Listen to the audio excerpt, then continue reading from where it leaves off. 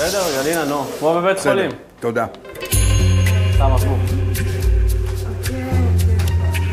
שימי לי את הכובע שלה. כן. אתה רוצה להיות פה? כן, גם אנחנו הופתענו כשנדרשנו להטות על עצמנו את הלבוש הלבן הזה.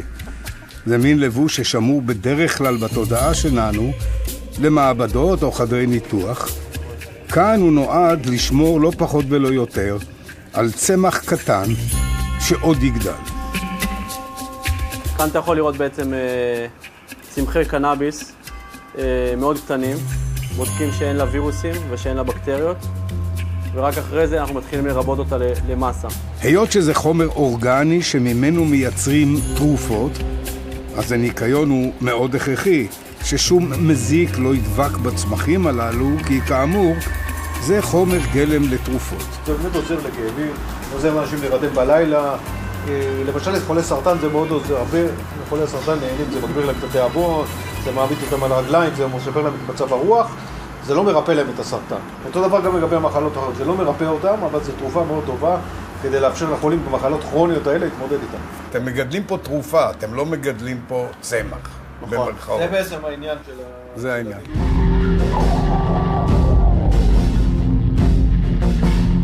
התבקשנו שלא לומר את שם המושב שבפאתיו צמחה חווה גדולה לגידול קנאביס. ענייני ביטחון. זה איזשהו מתחם ביניים שלפני החווה עצמה. החווה עצמה זה הכניסה. יצרנו לעצמנו עוד איזשהו מגן בטיחות. אבל אתם יכולים להתרשם. חומות, גדרות, מצלמות, שערים מבוקרים והרבה מאוד מאבטחים. וזו פעם ממש נדירה שמאפשרים להכניס מצלמה למין חווה כזו. אל תעלב, אבל אני... איך אני אעלב? לא, אני רואה יהודי, זקן וכל העניינים. איך אתה מתחבר לחקלאות הזאת עם הגרס הזה? א', זה מצווה לעבוד את האדמה בארץ ישראל. בוא נתחיל מזה. כן? דבר שני זה תרופה לחולים. וואלה. וואלה. אצלי לא. שי, בוא פה לאמצע, פה לאמצע. אבל אני מתאר לעצמי שיש לא מעט ישראלים שרואים את הדבר הזה ואומרים לכל הרוחות למה זה לא אצלי, לא? כן, קורא לנו שהתרופה הזאת. אנחנו... כן?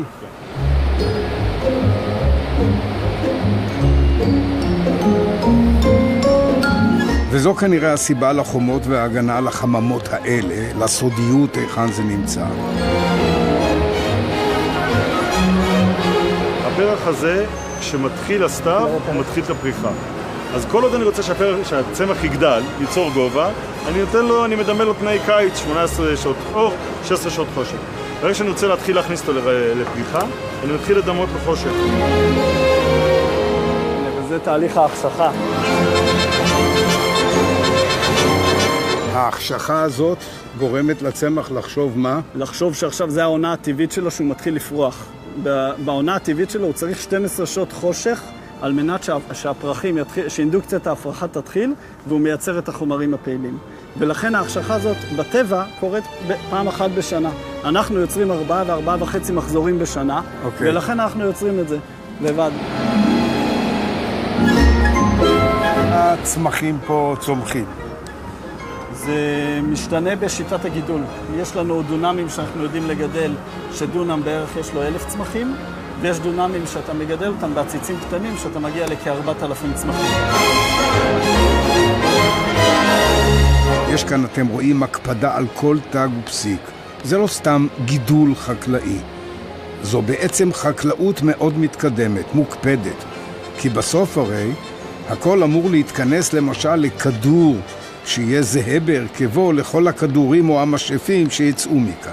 פה אנחנו רואים צמח שהפרח שלו מאוד מאוד טוב לבשלות. אתה יכול לראות, הנקודות הלבנות הקטנות שאתה רואה, זה נקרא טריכומות, צ'ופצ'יקים הלבנים הקטנים האלה. כן, אני רואה. זה אומר כמה הצמח עשיר בקנבינואידים בעצם. השנת פעם ג'וינט? אני הייתי בנחל ואני לא יכול לענות על כלום מהדברים האלה. הבנתי. אז מעבר להערות הקטנות והחיתות בנבחי האיך מגדלים קנאביס, יש כאן עניין רציני יותר. זה חומר חיטוי, נקות, וזה יכול להיכנס. וכאן אנחנו באים לסיבה האמיתית לנוכחות שלנו. החקלאות. כן, החקלאות בישראל זה כבר לא סוד, הולכת ומצטמקת, יותר קשה להתפרנס מחקלאות. הקנאביס ומוצריו יכולים להכניס מכל דונם פי 10 מכל גידול אחר.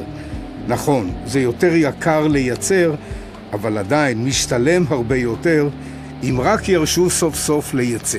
כרגע הייצוא עוד לא התחיל, ואנחנו בהחלט... כמה שנים כבר ייצוא לא התחיל? למעשה הממשלה החליטה, כן, אבל הממשלה החליטה רק לאחרונה שהיא מסכימה לאשר ייצוא. זו הייתה התלבטות מאוד קשה בעניין הזה. אבל כאשר 4 משרדים ממשלתיים מעורבים וצריכים לתת אישור, אז אין איפה פלא ששום דבר לא זז בינתיים. אתה מנכ"ל משרד הבריאות. אני שומע המון טענות שמנכ"ל משרד הבריאות וכל אלה מעכבים את הייצוא, את קבלת היתרי הייצוא, דורשים עוד תקנים, כל מיני דברים טכניים כאלה. מה אתה אומר? יש כל מיני חסמים שהם חסמים בירוקרטיים, אבל אנחנו בסופו של יום רוצים להבטיח שהייצוא הזה יעשה בתנאים טובים, שייצג את ישראל בצורה טובה, ולכן צריך גם... אז ייצוג, בסוף זה ענף חקלאי שיכול להביא פרנסה ללא מעט חקלאים, אם תרשו לייצא. אנחנו בהחלט מרשים לייצא, זאת אומרת, יש החלטת ממשלה שמרשה לייצא. אתה מכיר את המרחק בין החלטת ממשלה לבין ביצוע, לא? אני מכיר, אבל דווקא בתחום הזה, למשל, עד היום לפחות בהחלטות הקודמות, לפני שהיה ייצוא, אלא בכל תהליך של הרפורמה והמדיקליזציה, עמדנו דווקא בקצב טוב. עד שקיבלנו רישיון מהמשטרה וממשרד הבריאות, 8 שנים. ואחר כך עוד 10 שנים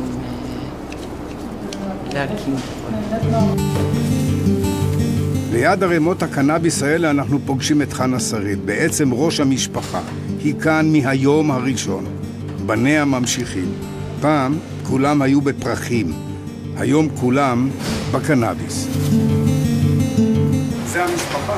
זה המשפחה, זה אבא שלי עליו השלום. כל העניין הזה התחיל, ואבא קיבל את המחלה. זה מה שפתח אותם לעניין הזה. וזו אמא שלי, ודוד שלי, ודודה שלי. טוב, קצת ניסיתם ללכת עם הלוק של... חלוצים. חלוצים. אנחנו חלוצי תעשיית הקנאביס הרפואי במדינת ישראל, בהחלט. זה דוד שלי מאיר, אגב, אח של אבא שלי עליו השלום.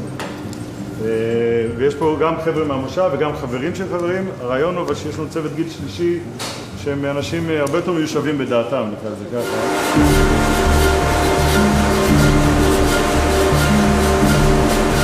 תהליך תעשייתי מלא, מייבשים, מקררים, אורזים, הכל כאן כבסרט נע. המכונות האלה זה סכינים שהם יוצאים משם, אנחנו עוד רגע נראה שיוצא משם, זה יוצא כבר נקי ומוכן, תוצר שבסופו יגיע לבשר הקרב. ועדיין בגדי המגן שלנו מסבירים, נועדו להגן על התפרחות העדינות, לאו דווקא עלינו. אבי עומד איתנו כבר 3-4 חודשים. 5 חודשים, לך ועוד ולנו. אבי, היית בהפגנות? לא, האמת סיימתי לעבוד מאוחר, אז לא יצא לי להצטרף, האמת. טוב, אולי יש היום משהו, תספיק אולי. יש כל השבוע. כן. זו הכספת, כאן נמצאים בכל רגע נתון כמויות גדולות מאוד של קנאביס.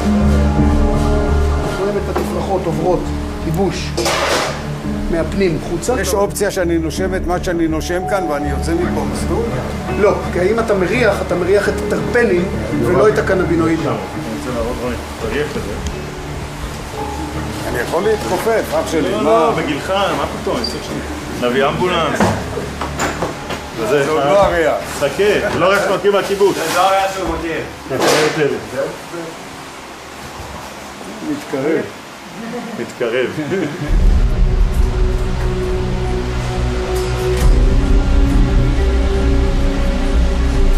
עד כאן הפרק החקלאי, אבל זה בקושי מחצית הדרך. כי מכאן במכונית משוריינת אתם רואים מאובטחת עם מלווים חמושים, נוסעת התכולה החקלאית הזו למעבדה.